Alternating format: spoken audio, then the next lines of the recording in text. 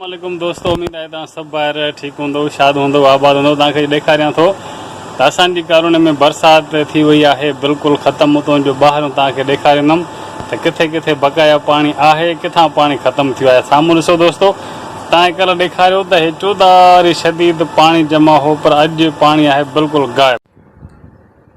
दोस्तो हीउ ॾिसो असांजी कॉलोनीअ में, हे साम्हूं असांजे जॻह आहे। तव्हां ॾिसो त केॾो न पाणी जमा थी चुको आहे। बरसाति चालू आहे, सन्ही सन्ही बरसाति हली रही आहे। दोस्तो तव्हां ॾिसो त कहिड़े तरीक़े सां हीअ असांजूं गलियूं, हीअ असांजी मेन गली आहे जेका तव्हां ॾिसी रहिया आहियो। हिन जी साइड में ही ॿियो नंबर गली आहे, उन जी साइड में तव्हां ॾिसो त दोस्तो हीअ मुंहिंजे घर जे पासे वारो साॼो हिसो आहे, ऐं हीअ मुंहिंजे दुकान जे साम्हूं मेन गली आहे जंहिंमें पाणी जमो आहे। जेका बरसाति राति खां वठी हले थी, हेमहिल ताईं पाणी जमा थींदो थो वञे। मुंहिंजे साम्हूं दुकान जे हीउ ॾिसो त केतिरो पाणी जमा थी चुको आहे।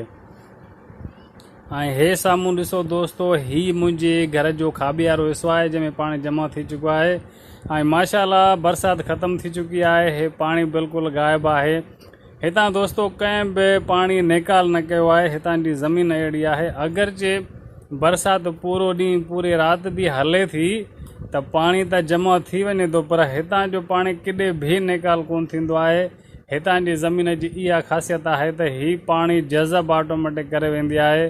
जेके सिर्फ़ु हिकु टाइम सिर्फ़ु मौक़ो मिले बरसाति बीहण जो, पाणी बिल्कुलु बि गायब थी वेंदो आहे। त दोस्तो अॼु जो व्लॉग इहो ई हुयो। ॾिठो बरसाति खां पहिरियों जा मंज़र, बरसाति खां बाद में पाणी जो सुकणु। त दोस्तो इहो हुयो अॼु जो व्लॉग। उमेदु आहे तव्हां सभिनी भाइरनि खे मुख़्तसिर वीडियो पसंदि लाज़मी आयो हूंदो।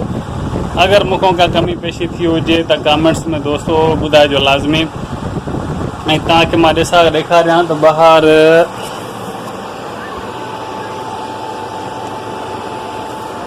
बिल्कुलु उस आहे, झुड़ ख़तमु आहे। बरसाति जो प्रोग्राम 7 तारीख़ ताईं मौसमियात वारनि ॿुधायो हुयो, पर अॼु 5 तारीख़ आहे। मैदान बिल्कुलु साफ़ु आहे। वधीक बि अलाह साईं सभिनि ॾे ख़ैरु कंदो। असांजूं दुआऊं तव्हां सभिनी ॿाहिरि सां गठिया आहिनि।